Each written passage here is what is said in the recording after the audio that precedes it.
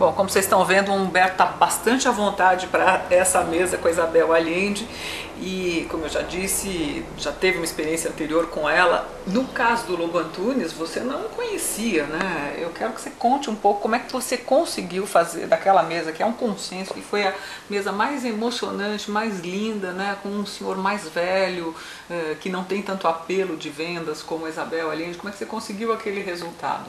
Eu me preparei. Eu tinha ali comigo um monte de anotações de coisas que eu achei que seria interessante puxar, mas um entrevistador tem de perceber também para onde a coisa caminha naturalmente. No caso do Lobo Antunes, não era assim, eu senti que eu não deveria botar uma rédea e puxar para aquele temário que eu levei, porque ele não iria, inclusive. O que resultaria dali seria uma entrevista completamente dura, né? Então eu percebi, a partir de uma certa altura, que mais valia eu abandonar o meu temário e deixar que esse homem, e facilitar o trânsito dele pelas coisas em que ele se sentia mais à vontade. Mas ele estava meio fechado no começo da mesa, né? Ele estava meio fechado, eu fiquei muito assustado, eu acho que a plateia toda percebeu que estava ali um desastre iminente, porque ele estava amuado, ele botou a mãozinha assim, ficou segurando o queixo, né? E eu me salvei ali com uma piada. Ele não se dava com Saramago e vice-versa, né? Aliás, ele não dizia o nome de Saramago frequentemente, não. Ele dizia o outro e tal. Então, num dado momento, ao apresentá-lo, né, ele lá com carinha fechada, ele disse: olha, esse é um tão grande escritor que a gente pode se perguntar se a Academia Sueca, que dá o prêmio Nobel, né, não teria cometido um erro de português. Aí ele soltou a mão do queixo, abriu um sorriso e eu acho que aí ele se entregou. E foi uma delícia a partir daí. E inclusive uma das coisas que as pessoas ficaram emocionadas porque ele realmente se soltou tanto, né, que ele falava frases dos livros dele, né? As pessoas ficaram conhecendo um pouco da obra dele, né?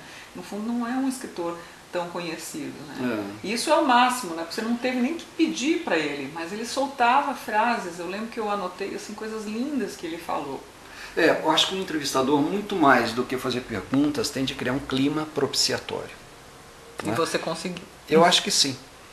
E você inclusive deu para ele esse livro aqui antes, não foi isso? Para quebrar o gelo, o Santo Sujo, da vida de Jaime Ovalle. Por quê, Humberto? Porque eu me lembrei, de repente, que o avô de Lobo Antunes nasceu e se criou em Belém, no final do século XIX.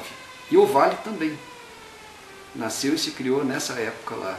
Eu pensei, tem alguma coisa em comum.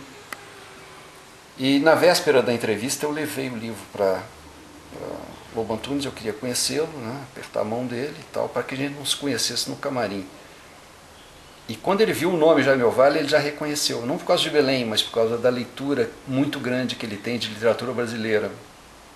E ele ficou encantado, e quando ele foi ler o livro, nessa noite que precedeu o nosso encontro, né, ele descobriu essa Belém, que é a mesma do avô dele. Então já tinha ali um terreno comum e a gente fez uma camaradagem muito boa.